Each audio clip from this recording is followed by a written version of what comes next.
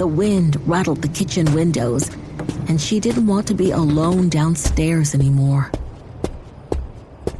She went up and knocked gently on Corey's door while pushing it open. The lights were out and the room was dark, which confused Patricia. Why on earth was Corey asleep so early?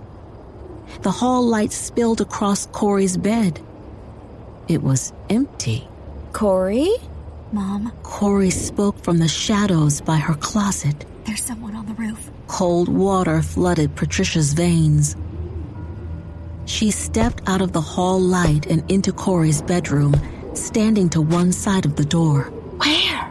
Over the garage.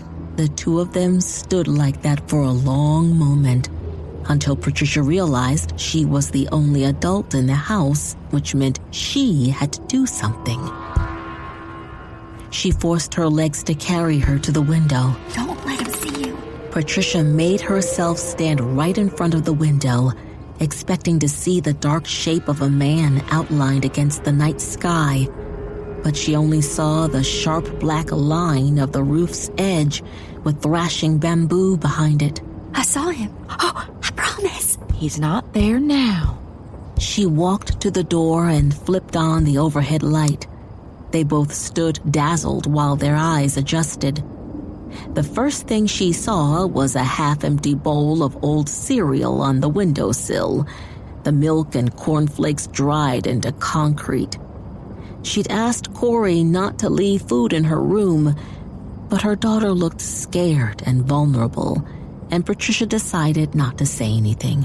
There's going to be a storm, but I'll leave your door open and the hall light on so your father remembers to say goodnight when he comes home. She pulled Corey's comforter back. Do you want to read your book? Her eye caught the top of the blue plastic milk crate Corey used for a bedside table. A copy of Salem's Lot by Stephen King lay on top of a stack of sassy magazines. Suddenly, it all made sense. Corey saw her see the book. I didn't make it up. I don't think you did. Disarmed by Patricia's refusal to argue, Corey got into bed, and Patricia left the bedside lamp on, turned off the overhead light, and left the door open. In his bedroom, Blue was already in bed, covers pulled up. Good night, Blue. There's a man in the backyard. It's the wind. She picked her way between the clothes and action figures on his floor. It makes the house sound scary. Do you want me to leave the light on? He climbed up on the roof. Right at that moment, Patricia heard a footstep directly overhead. It wasn't a limb falling or a branch scraping. It wasn't the wind making the house creak. Just a few feet over her head came a deliberate, quiet thump. Her blood stopped in its veins. Her head craned back so far she put a crick in her neck. The silence hummed. Then another quiet thump. This time between her and Blue. Someone was walking on the roof. Blue, come.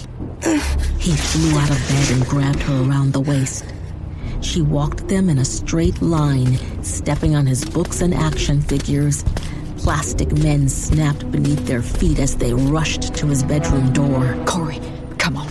Corey flowed out of her bed and ran to the other side of her mother, and Patricia herded them both down the front stairs and sat them on the bottom step. I need you to wait here. I'll check the doors. She walked quickly through the dark downstairs den to the back door and turned the deadbolt.